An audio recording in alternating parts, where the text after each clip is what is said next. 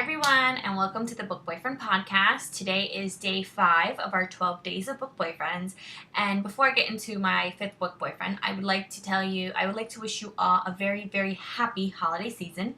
I hope you guys are all done shopping. I know I am, and all the gifts are wrapped and underneath our Christmas tree. So why don't we get on it with, my book boyfriend of the day. So on the 5th day of Christmas, Santa brought to me none other than the amazing and delicious Dan Bradley from the Keaton series by our lovely and very talented B.A. Wolf. She's a very dear friend of mine, and I am cheating and picking her as one of my book boyfriends. But you know what? She's an amazing author, and why not? Sorry, it's my son's hat. So, if you have not met Dan, you need to read this book. He is delicious. He is an amazing book boyfriend. He's not your billionaire. He's not your alpha male. He's not your biker. He is that swoon-worthy man who makes you fall in love with him by like the second paragraph in the book. When I became friends with the author, Barb, when she wrote away and she sent me an arc to read. And I remember crying, and I remember I was in a major book funk for like a couple of days. It wasn't just like one, it was like a couple of days I was in a book funk. And when she told me she was writing Stay, which was a continuation, I kept thinking to myself, I don't know if she could do this. Like, I fell in love so hard with Jace, and Jace was like the perfect book boyfriend. How could she replace him? Like, unless she was gonna recreate Jace again. Like, I couldn't see Stay being as an amazing book as Away was. And sure enough, when she sent me Stay, it blew my socks off. It was intense. It was so perfect. I remember with Stay, I was crying by the first chapter. By the third chapter, I was bawling my eyes out. And there was a certain part in the book that I was stopped at a red light.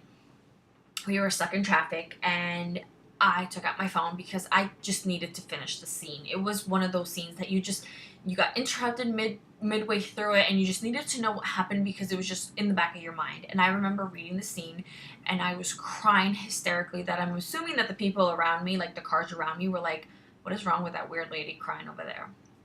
And I remember I plugged in my Bluetooth, and I called Barb, and I'm like, what are you doing to me? Like, you cannot do this to me. It was that intense. So if you haven't read Stay, I highly recommend it because Dan is an amazing, yummy, delicious book boyfriend. He has a way with words. He has a way with children. He has the way he treats Cassie is just, he's a realistic book boyfriend. Like, he's, you dream of Christian Grey as your book boyfriend, and you're like, yeah, that's really a stretched dream. Dan is that guy next door, that guy that can actually be a realistic book boyfriend. Or a boyfriend, not a book boyfriend, because then he's fictional. So here's the blurb for Stay. It's Stay Keaton 2, so you do have to read the first one, Away, by our very, very dear friend, B.A. Wolf. Fate took Cassandra down a path she never expected. Then a small town in Colorado gave her exactly what she needed. Until tragedy left her heartbroken and devastated. Alone with her only child and her memories, Cassie struggled to put her life back together, one day at a time, piece by piece. Finding love again was something she never thought possible. That was until she ran into an unlikely stranger who flipped her entire world on its axis. Aiden had a secret locked away in his heart, one that would surely send Cassie running the second she discovered it. He held onto her closely and kept his secret guarded, but one careless mistake could reveal it all. Their friendship was strong, their moments beautiful, and the love that brewed between them intense. Something neither denied. The only problem? Cassie was slowly letting him into her life. Could she let herself get close to the one person she didn't think she should? Her mind tells her to run, but her heart tells her to stay. And I'm very, very glad her heart told her to stay because it was the right decision to do.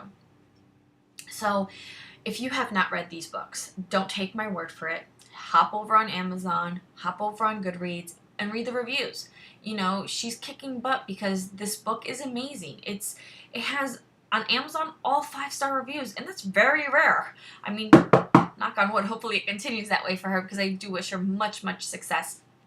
But if you have not read this book, if you have not read this series, you are missing out. I'm telling you, it's one of those books where you curl up with a blanket, make yourself a nice cup of hot chocolate, since it is the holiday season, indulge yourself a little bit, and it is just perfect. So, and here, before I head off, I'm going to read you a little quote by the amazing Dan.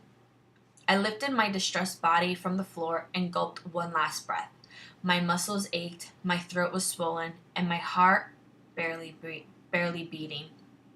Each step I took towards the door felt like a million needles stabbing my chest.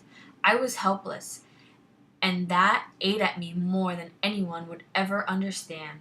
I couldn't fix this. That's how talented Barb is. She writes stories and you become the characters. You live in them. You see what they see. You feel what they feel. So if that's the kind of reading you enjoy, you will not be disappointed. I will promise you. So if you do read these books, comment down below and let me know what you think. And that's falling.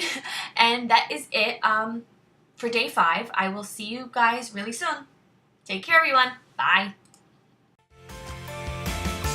Thanks for joining us. You can find out who will be on upcoming shows and what books we'll be discussing, as well as more about our hosts at www.bookboyfriendpodcast.com.